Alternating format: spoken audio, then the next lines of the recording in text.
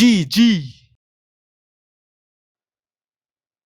Hello again. So, tuloy natin. So, this is another example.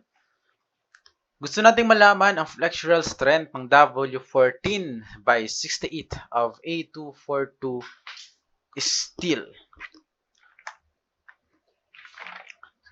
Subject to a continuous lateral support, an unbraced length of 20, given sa atin yung C sub B na 1.0, and an unbraced length of 30 with C sub B equals sa 1.0. Given na sa atin yung data for the W14 by 68, and for A242 steel, ang Fy niyan ay 50 KSI. Hindi na natin nilalagay si Fu kasi wala naman tayong paggagamitan. So now, continuous lateral support, katulad siya nung nauna. Ang previous problem natin, laterally supported siya and continuous yun. Meaning, yung L sub B natin ay 0 and for sure, wala nang usap-usap yan. Kung 0 yan, hindi yan makaka-experience ng lateral torsional buckling. So, ang goal na lang natin muna for letter A, check natin whether the shape is compact or non-compact. So, check natin yung compactness. Previously, na-solve na natin, so sa unang problem, kung ano yung lambda P para sa flange and sa web. So, isusulat ko na lang dito diretso. 9.15 and 90.55. So, yung lambda P para sa flange is 9.15? Walyanin talaga. So, 90.55 naman yung lambda P para sa web. Alright. So, check natin yung actual na lambda natin. So, yung lambda natin sa flange is BF over 2TF, di ba? So, 10.0, yun. And yung TF, yung thickness ng flange natin ay 0.720. So, divide natin. So, 10 over 2 times 0.720. So, 6.94. Wala na. Finish na. So, therefore, flange is compact. Next, sa web naman tayo. So, yung lambda ng ating web. So, H over T sub W, or yan yung depth, 14, minus twice or 2 times the KDES. Meron bang given? Ay, hindi na given sa atin yung KDES ng W14 by 68. So, wait lang. Kunin ko lang. W14 by 68. Ang kanyang DES ay 1.31. So, yan na. Hindi na ilagay dito. So, 1.31.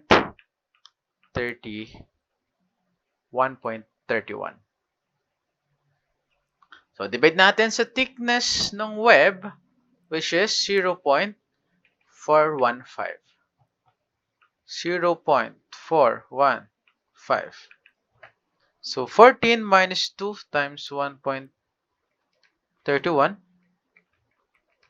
divided by 0.415. So, 27.42. Which is definitely less than dun sa lambda naman nung, or lambda P nung web natin.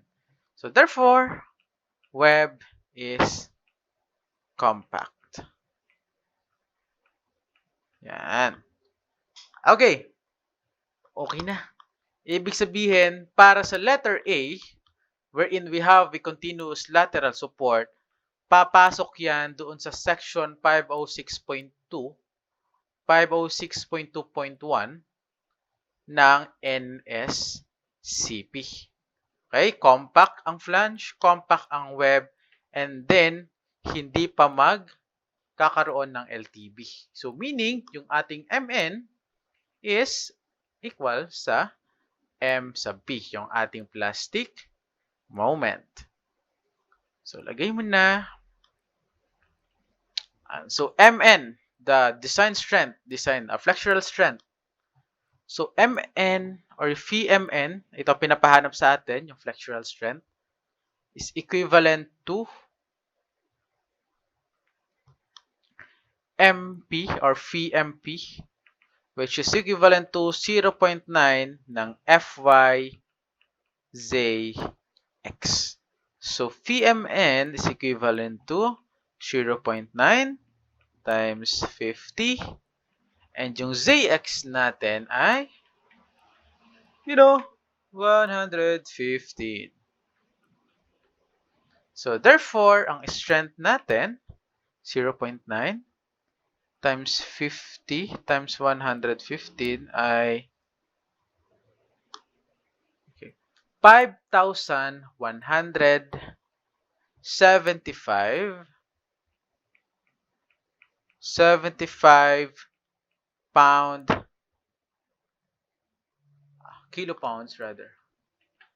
kilopound inch. Okay? Kung gusto mo naka-foot, i-divide mo sa 12. Diba? So, divide natin sa 12. 5,175 divided by 12. So, 431.25 kilopound foot. So, ito yung answer para sa letter A. Alright.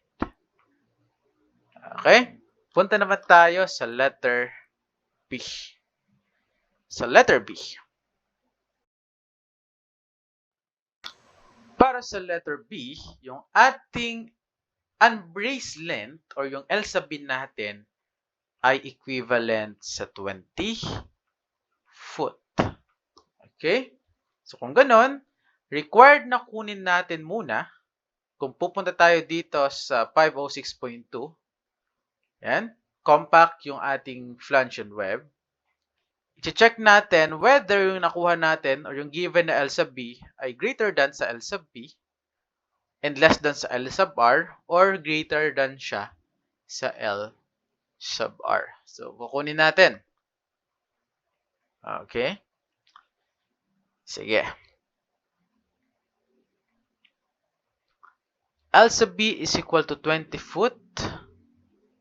And then C sub B is equal to 1.0.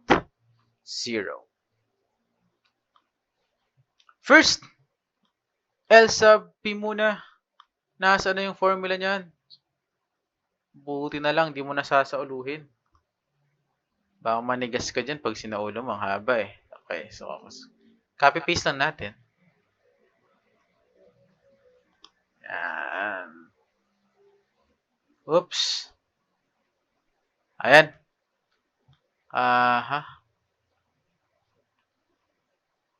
Yan. So, yung L sub P natin equals sa 1.76 R sub Y times E over Fy. Okay? Sige. 1.76. May Ry na ba sa atin? Siyempre, given, 2.46. Angat ko lang to dito, sana hindi ka magalit. Yan. Tabunan ko muna yung nandoon. So, 2.46.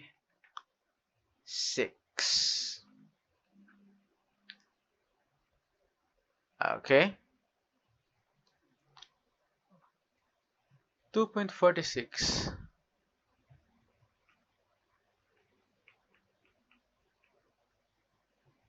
And then, ang E natin ay 29,000. And yung Fy natin is 50. Therefore, ang L sub P natin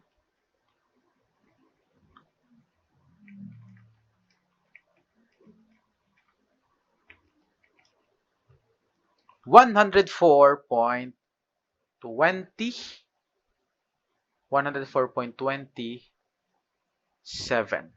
104.27.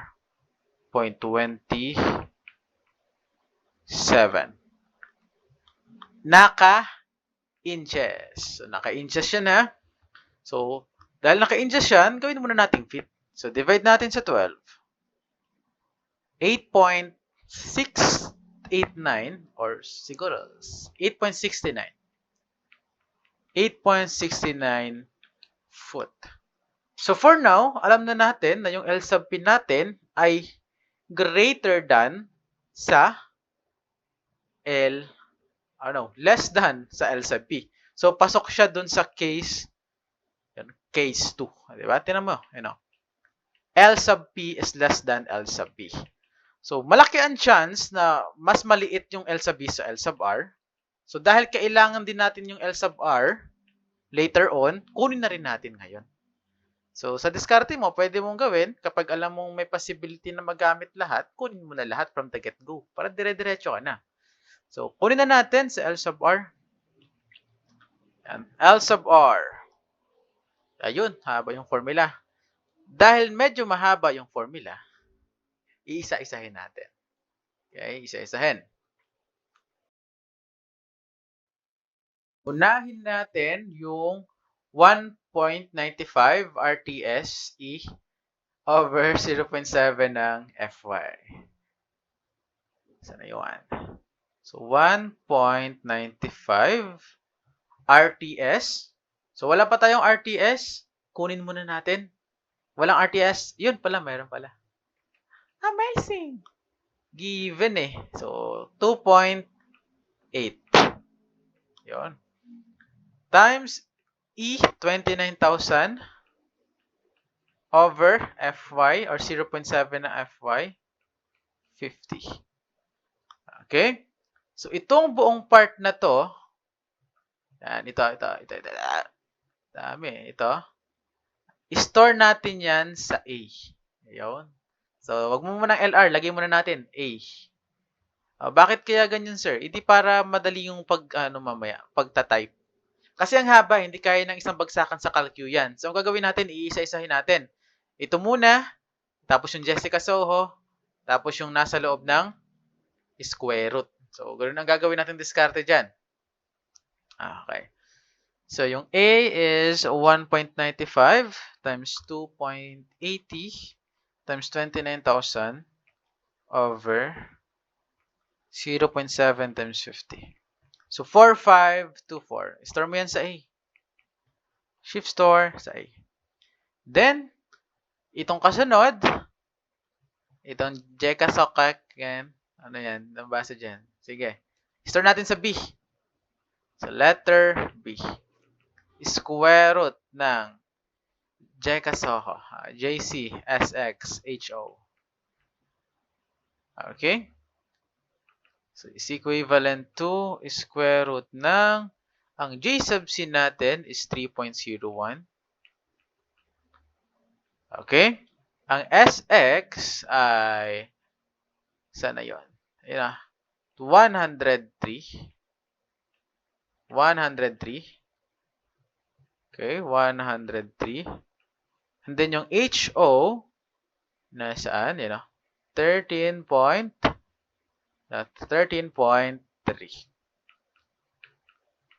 Dami eh. No. So, JC, J, 3. Okay, may C pa pala, no?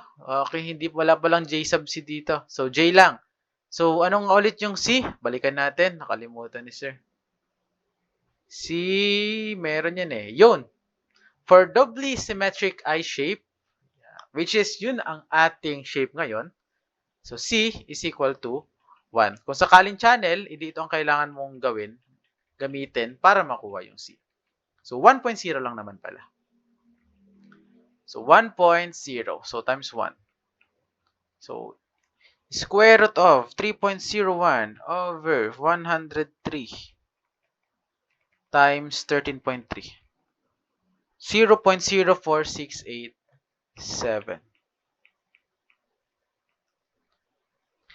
4687. So, store mo na yan sa letter B. 0.046.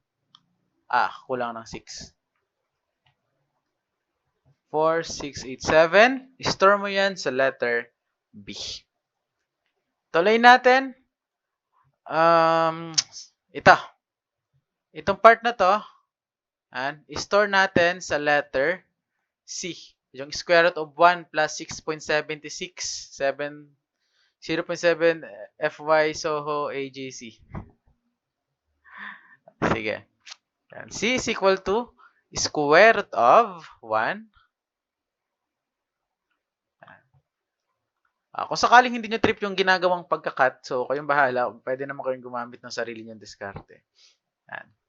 So, pero ito talaga yung masasuggest natin. Hati-hatiin nyo kasi yung hirap yun eh. Baka magkamali pa kayo sa pagtatype kasi ang dami. So, 1 plus 6.76 times 0.7 FYSXHO dami over AGC raised to 2. Ayan. So, therefore, yung ating C ay square root of 1 plus 6.76 and 0.7. May FY tayo, di ba? So, FY is 50. SX is, tingnan mo na lang dito. Nasaan yan? 103. Yung HO and yung EJ sub C, yung J and C, alam mo na yan. Ito si H sub O, ito si J, yung C ay 1, na pa? Yung E ay 29,000 KSI. So, didiretso ko na kasi, kaya sinabi ko na sa inyo yung gagamitin. 50. SX ay 103. Ano pa? HO ay 13.3. Yan. Sa ilalim, E, tapos yung J. So, E is 29,000. And yung J ay 3.01.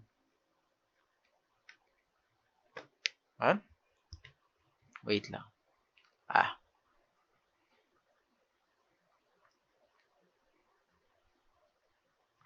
Yan. So, 2.17. So, let's hope tama ito. Wala akong... Ang malaking possibility talaga dito sa ganitong formula is yung magkamali ng pagtatype. So, kung may time talaga kayo, uulitin nyo ng pagtatype. Dahil baka doon kayo magkamali. So, sayang. Okay, with this, pwede na natin kunin si L sub R. L sub R. So, based on the formula, so meron tayong A. Didiretso ko muna ha. Didiretso ko. A times B. Ito na yon yung dalawa. Times square root. Yan. Square root ng 1 plus. So, kinuha na natin yung C as yung buong square root kasama yung square root. So, 1 plus C. Okay, I hope malinaw yan. So, A, B, square root of 1 plus C. So, 377.62.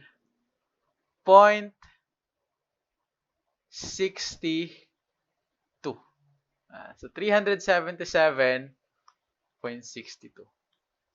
Is this correct? Is this correct? Let's see. Let's double check. Baka nga mali yung ginamit na formula. Nasa na ba yan? Yan. 1 plus 1. Okay. Wait lang ha. Dinadouble check lang yung formula. Yan ba talaga? Okay, sige. Tama na yan. Galing NCP yan eh. Okay, so 377.6223.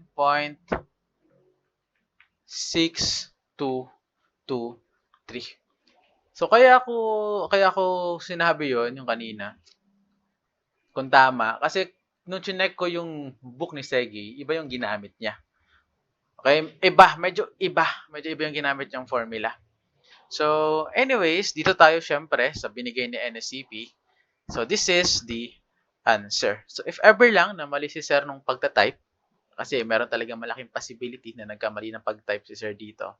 So, sabihin niyo lang sa comment section para makita ng iba na, okay, may nagkamali ng pagta-type.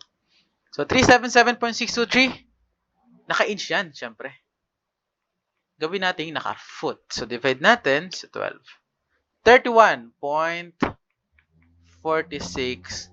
foot. Alright. Siguro na-imagine nyo na yung mangyayari sa letter C, di ba? So, doon sa unbraced length na 30. So, anyways, para sa letter B, lagi ko na, L sub P is less than L sub B. Okay? Kasi yung L sub P natin ay 8.69. Ang L sub B natin ay 20 foot. So, base sa NSCP, kapag ganon yung nangyari, nakuha na natin yung sa yielding kanina, di ba? So, kukunin din natin yung para sa lateral torsional buckling case 2. Wherein yung MN, dami ng formula eh. Yung MN natin is equal to C sub B. Ayan, lagay na natin dito. So, therefore, MN is C sub B, MP, MP, yan. Yung mahabang yan. So, MN is equal to C sub B. Di ba 1.0 to? Okay, so pwedeng hindi mo na ilagay. Diretso tayo sa M sub P. Na-solve na natin yan kanina. Nasaan? Natabunan. So, tanggalin ko na to ha. Hindi ko magalit. Ayun, naghalo-halo na. Tatanggalin ko ng mga hotdog.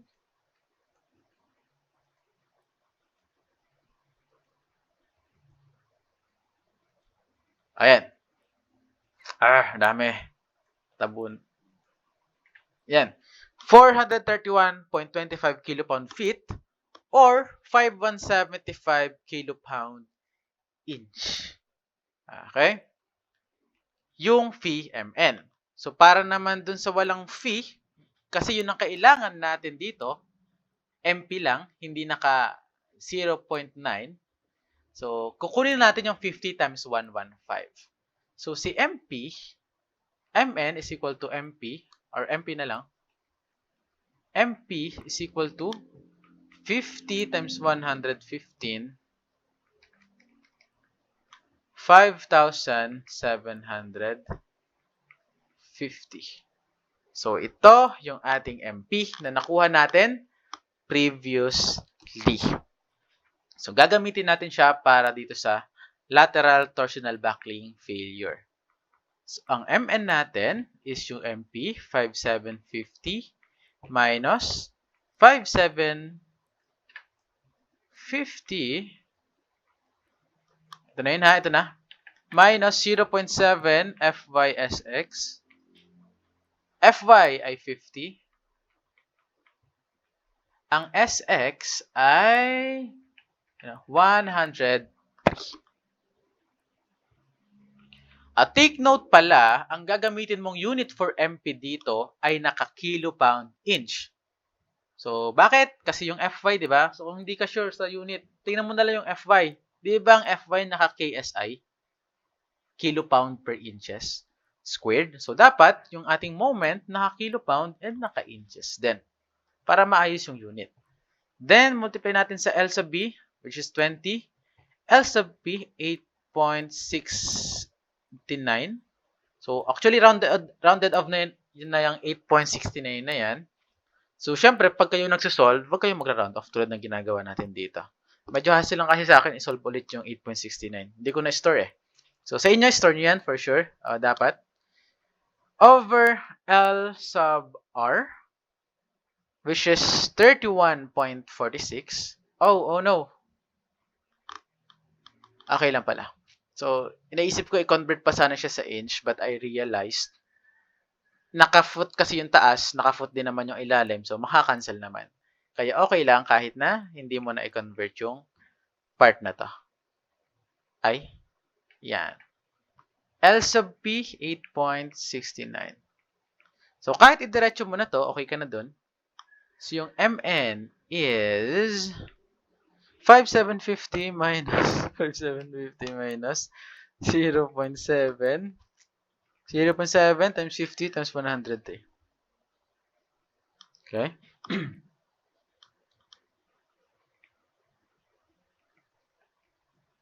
So, tinatype ko lang yan. Dami kasi. 20 minus 8.69 over 31.46 minus 8.69. Ayan. So, Mn is 1790.626 or 63 kilopound inch. Alright? So, equivalent din yan. So, divide natin sa 12. So, 100, or did I get this right? Baka naman mali si sir.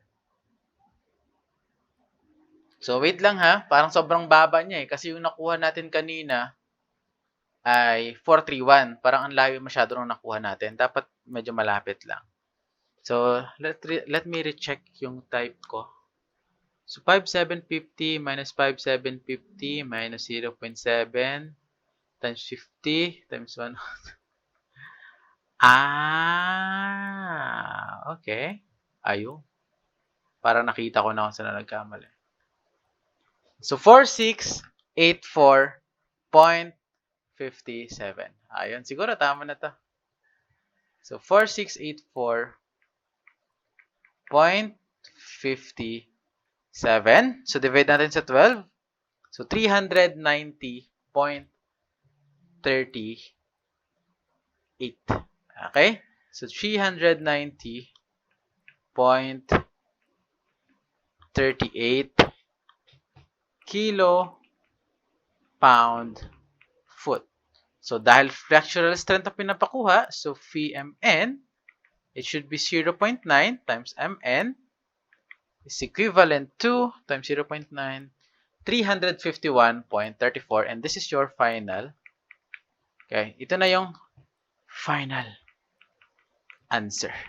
Okay, so this is the design flexural strength. So, magdi-deviate talaga to sa sagot dun sa book ni Sergey kasi nga magkaiba or unang-una nag-ground off si sir. Pangalawa, medyo iba yung ginamit niyang formula para kay LR. So, iba yung ginagamit niya. So, I do not know bakit nagkaroon ng deviation si NSCP. Pero dahil nasa Pilipinas tayo, gagamitin natin yung NSCP syempre. So, this is your final answer for letter B. Punta tayo sa letter C, which will be discussed na sa magkahiwalay na video na. So, ibang video na natin i-discuss tong pangatlong problem. Thank you so much for listening. Okay, so meron pa palang letter C. Prankster si sir. And so, nakalimutan ko, may letter C pa pala. Sorry na. So, tuloy na natin, letter C. So, yung unbraced length natin is 30, which is a V is equal to 1.0. So, bibilisan natin. Anto ka na eh. So, letter C. Aray mo. Letter C. Okay, so yung L sub B natin ay equivalent sa 30 foot. And previously, na-solve na natin si L sub R, di ba? 31.46. Therefore, wala na. Diba? Ito ay less than. Is it less than L sub R? Less than pa rin siya ng L sub R, right? Right? Less than pa rin siya ng L sub R. So, if it is less than ng L sub R, okay, kung ganun pala, hindi natin natupad yung gusto mangyari ni Sergey. Kasi ang gusto yata niya mangyari, mapunta to sa case 3 eh. Okay, so maybe paltan natin yung L sub B natin. And gawin natin 32. Shall we? Gawin natin siyang 32 feet. Okay, so therefore, ang LR natin is 31.96. Ano na? Tama na, syempre. Diba? Tama na. Okay. Yan. So, para makapakita lang natin yung case na panghuli. So, para magkaroon kayo ng idea kung paano siya ginagawa. Okay, so wag niyo nang pansinin yung pandaraya natin sa given. Okay. So, based sa NSCP, if yung L sub B natin is greater than L sub R, okay, ganun yung nangyari. 32 sa L sub B eh. Yun. Ito yung gagamitin natin. Mn is equal to FCR SX. And syempre, i-compare natin yan kay M sub B. Kung alin yung mas mababa, siya yung gagamitin natin. So, lagay natin. Yun. Ayan. Meron pa. Yung FCR. Paano po kayo nakuha si FCR? Balik tayo kay NSCP. Ayo. And so, FCR is equal to C sub B pi squared E over. Yan, yung mahabang yan. Lagay natin. Sige. So, ang problema na lang natin ngayon, paano kunin yung FCR? Kasi nga, madali naman na kunin si MN, di ba? Basic. Okay, FCR. So, pwede natin ulit gawing diskarte yung ginawa natin kanina dahil medyo mahaba to. Ipaghiwalay natin yung nasa loob. And itong nasa labas pala and yung nasa loob. Okay, let's say ito yung A, ito yung B. Alright, so letter A muna tayo. So, yung letter A is C sub B pi squared E over L sub B over RTS squared. Okay? Times natin. Okay, wala na pala. Paghihiwalay nga eh. So, C sub B is 1.0. Pi squared is pi squared. E is 29,000. L sub B is, remember, pinalitan natin. So, 32. Over RTS, which is 2.8. So, lagay natin, 2.8. Tandaan mo, naka-inch dapat. So, yung 32 ay naka-foot. So, multiply natin sa 12 para naka-inch before natin square. So, with this, may makukuha na tayong sagot. So, 32 times 12 over 2.8 squared. Okay? So, 15.2178. Store mo yan sa A. Pumunta tayo ngayon sa second part, yung may square root. So, B is equal to square root of 1 plus 0.078 J sub C. Ay, ang dami. J is 3.01. J is 3.01. C is 1.0. SX ay 103. And yung H sub O natin ay 13.3. You know. 13.3. Okay, meron pa ba? Yun pa yung L sub B over RTS. Okay, so multiply natin, extend natin yan, sa L sub B, which is 32. 32 times 12 over 2.8 squared. Alright. So, yung ating B is square root of 1 plus 0.078 times JC is 3.01 times 1. SX is 103 times 13.3. Yan.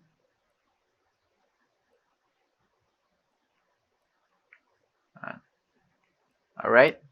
Then, 32 times 12 over 2.80 times squared. So, 2.0551. Store mo yan sa letter B. So, with this, makukuha na natin yung FCR, which is, multiply lang natin. Tama? A times B. So, A times B, which is equivalent to 31.27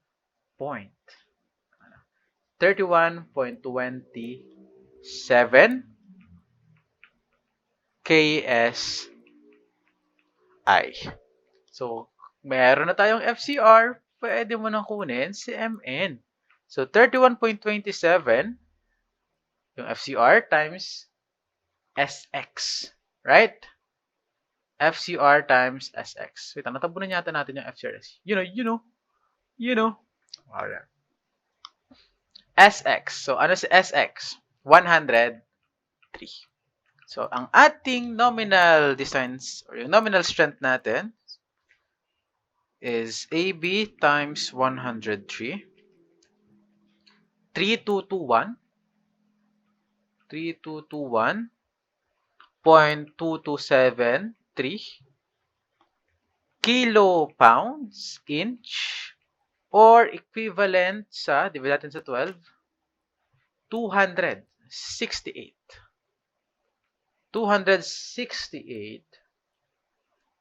kilopound foot. Alright? So, design strength ang pinapahanap. So, kunin lang natin. Multiply natin yung sa phi. Phi mn is equal to 268 times 0.9. 241.6